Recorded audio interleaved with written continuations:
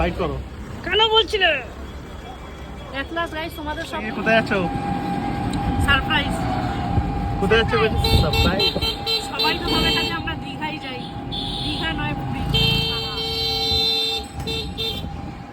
Guess করো, guess.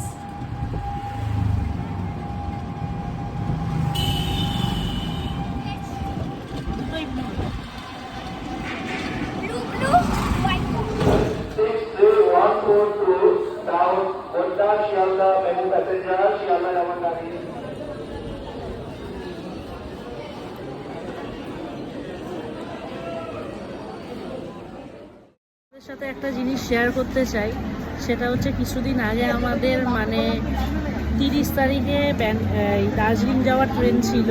তো সেই ট্রেনটা কিন্তু ক্যান্সেল হয়ে যায়, আমরা কোনো কাজের জন্য ট্রেনটা ধরতে পারি। তো আজকে কিন্তু আমরা বেরিয়েছি, আজকে হচ্ছে 1 তারিখ। তো 1 তারিখ আমরা বেরিয়েছি, সায়ন আমাদের নিয়ে যাচ্ছে, বলছে কি যে ফার্স্টে বললো ব্যান্ডেল যাব, ব্যান্ডেল থেকে ট্রেন ধরবো, তারপর এখন বলছে না হাওড়া যাব, হাওড়া থেকে ট্রেন ধরবো। তো আমরা এখনও জানিই না আমরা কিসে করে যাব, কিন্তু আমার মনে হচ্ছে কি ও কালকে রাত্রে লোকনাথ বাসে বা কোনো একটা বাসে টিকিট বুক করে রেখেছে, আমাদের সেটা বলছে না সারপ্রাইজের জন্য। তো তোমাদের সাথে আমি লুকিয়ে ভিডিওটা করছি। ও এখন আছে মানে আমরা পান্ডুয়া স্টেশনে বসে আছি আর ও সাইডে আছে।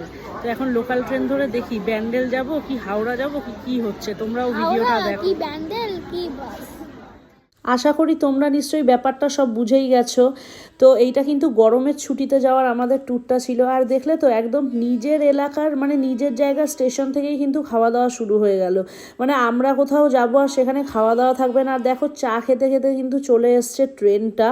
তো ট্রেনে ওঠার জন্য খুব তাড়াহুড়ো লেগে গেছিলো, চাটা তাড়াতাড়ি করে খেয়ে মানে ট্রেন ধরার একটা উত্তেজনা ছিল।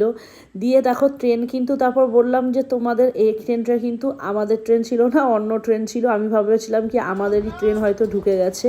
তারপর কিন্তু অবশেষে ট্রেনটা চলে এসেছিলো আর আমরা কিন্তু ট্রেনের কামরায় উঠে গেছিলাম। দেখো ট্রেনে উঠেও খাওয়া দাওয়া শুরু।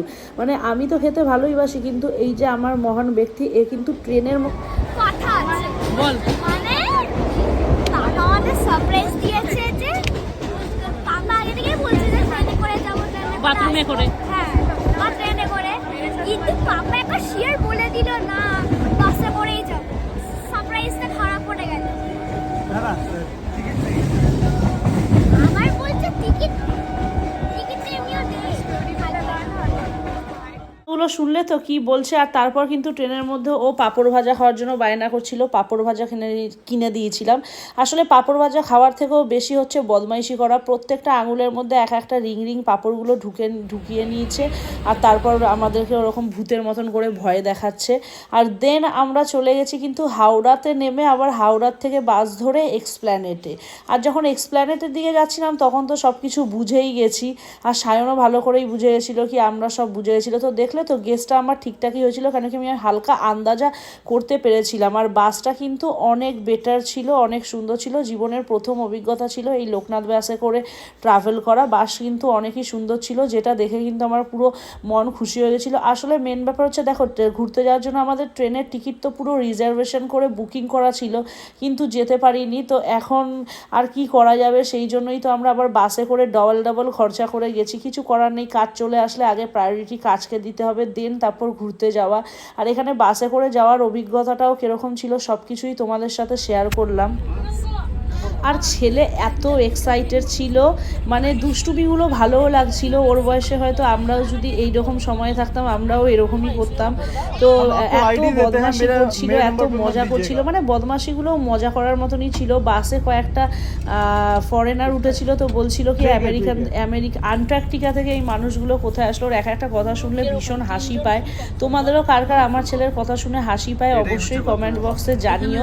অনেকে অবশ্য বলেছে কি আমার ছেলে নাকি খুব ভালো, তাকে ওকে খুব ভালো লাগে। তো তাকে কিন্তু অসংখ্য ধন্যবাদ, থ্যাংক ইউ।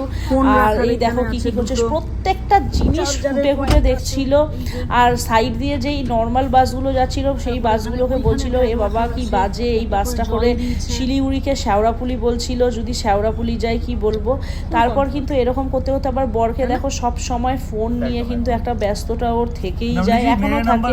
দেখো কখনো হোয়াটসঅ্যাপ মেসেজ করছে, কখনো অফিস থেকে ফোন ফোন আসছে। তো এই সমস্ত করতে করতেই বাসে উঠে বাসে যাওয়ার পর প্রায় 1 ঘন্টা হয়তো আধ ঘন্টা 1 ঘন্টা 40 মিনিট মতন আমরা অপেক্ষা করেছিলাম লাগেজ ফাগেজ দিয়ে সব কিছু করে। তারপর কিন্তু বাসটা একদম প্রপার টাইমে কিন্তু ছেড়ে দিয়েছিল। আর তোমাদেরকে সত্যি যারা সাডেনলি প্ল্যান করতে চাও, ট্রেনের টিকিট পাও না, তারা কিন্তু এরকম বাসে করে জার্নি করতেই পারো।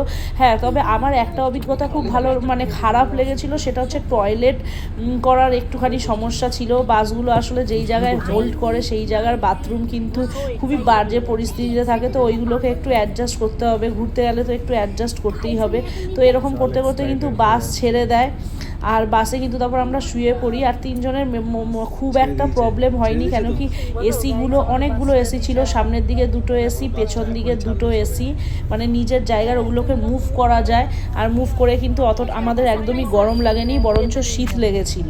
আর আমাদের কিন্তু বাসে 2জনের টিকিট কাটা ছিল, ছেলের কোনো টিকিট ছিল না। ওর কাটতেও হয়নি, কেন কি আমাদের 2টো সিটের মধ্যেই কিন্তু ওরটা খুব ভালো অ্যাডজাস্ট হয়ে যায়। আর তারপর কিন্তু কথা বলতে বলতে চলে এসছে আমাদের ইভিনিং স্ন্যাক্স। যেহেতু 2জনের টিকিট ছিল সেই জন্য 2টোই স্ন্যাক্স দিয়েছিল, খুব ভালো। ওটাই আমরা 3জন ভাগ বাটারা করে খেয়েছিলাম। ওই যে কথায় আছে না, কি বলে, তেঁতুল পাতায় 9জন, ওরকম আমাদের 3জনের অবস্থা। আমরা কিন্তু 3জনই সব রকম পরিস্থিতিতে অ্যাডজাস্ট করতে পারি, আর সেটা শিখে গেছি চলতে ফিরতে। আর দিয়েছিল একটা ভেজ স্যান্ডউইচ আর একটা কালাকাঁদ, দুটোরই কোয়ালিটি খুব ভালো ছিল। আর তারপর আমরা এইগুলো খাওয়া দাওয়া করে নিচ্ছিলাম। খাওয়া দাওয়া করে কিন্তু রাস্তা দেখতে দেখতে, আর সত্যি কথা বলতে তারপর চলে এসেছিল শিয়ালদা স্টেশন। আমি বাসে করে যেতে যেতে, আর বাসের যেহেতু একদম উঁচু ফ্লোরটার মধ্যে আমরা ছিলাম, সেই জন্য কিন্তু আমার বেসিক্যালি খুব ভয় লাগছিল, কেন কি কোনোদিন বাসে করে এতবারে বাসে চাপারই এরকমভাবে অভিজ্ঞতা নেই। তো শিয়ালদা স্টেশনটা তো দেখলে কত আলোয় ঝকমক করছে। তারপর কিন্তু চলে এসেছি, তখন প্রায় রাত 12টা মতন বাজে। তখন চলে এসছে আমাদের ফার্স্ট স্টপেজ কৃষ্ণনগরে।